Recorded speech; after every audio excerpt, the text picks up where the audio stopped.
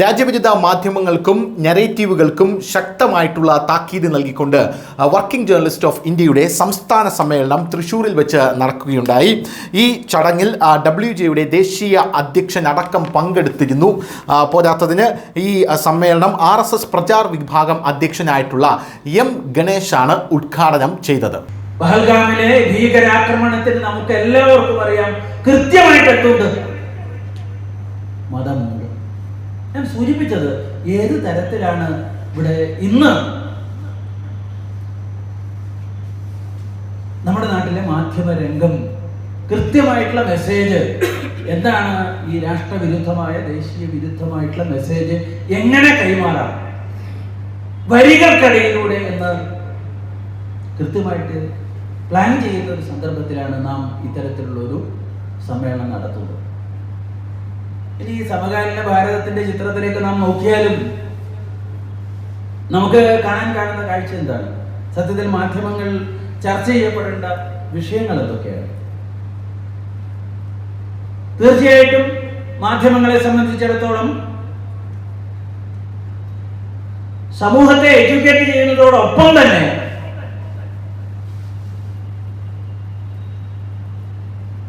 കൃത്യമായിട്ടുള്ള വിമർശനങ്ങൾ, അത് അധികാര സ്ഥാനത്തിരിക്കുന്ന ആൾക്കാരാണെന്നുണ്ടെങ്കിലും സമൂഹത്തിന്റെ വിവിധ മേഖലകളിൽ ഉള്ള വ്യക്തികളാണെങ്കിലും കൃത്യമായിട്ടുള്ള വിമർശനങ്ങൾ, അറിവ് നൽകുന്നതോടൊപ്പം നടത്താൻ മാധ്യമങ്ങൾക്ക് ഉത്തരവാദിത്വമുണ്ട്, അവർക്ക് അവകാശവും. പക്ഷേ സമകാലീനമായിട്ടുള്ള ഈ സാഹചര്യത്തിൽ കൃത്യമായിട്ടുള്ള ഡാറ്റയുടെ ആധാരത്തിൽ, ഇൻഫർമേഷന്റെ ആധാരത്തിൽ ഇത് എത്ര കണ്ട് ചെയ്യുന്നുണ്ട്? അതോ ഞാൻ നേരത്തെ സൂചിപ്പിച്ച ഗ്ലോബലൈസേഷന് ശേഷം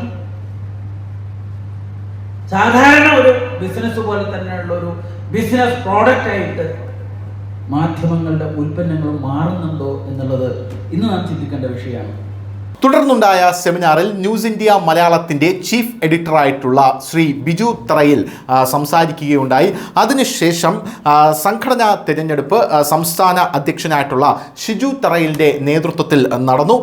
സന്തോഷ് കുമാർ കേരള കൗമുദി ആലപ്പുഴ അദ്ദേഹത്തെ പ്രസിഡന്റായും അജിത് കുമാർ ഗുരുവായൂരിനെ ജനറൽ സെക്രട്ടറിയായും തിരഞ്ഞെടുത്തു. പോരാത്തതിന് ചടങ്ങിൽ WJ-യുടെ ദേശീയ അധ്യക്ഷനും മദർലാൻഡ് പത്രത്തിൻ്റെ MD-യുമായിട്ടുള്ള സഞ്ജയ് ഉപാധ്യായയുടെ അടക്കം മഹനീയമായ സാന്നിധ്യവും ഉണ്ടായിരുന്നു. News desk, news India Malayalam.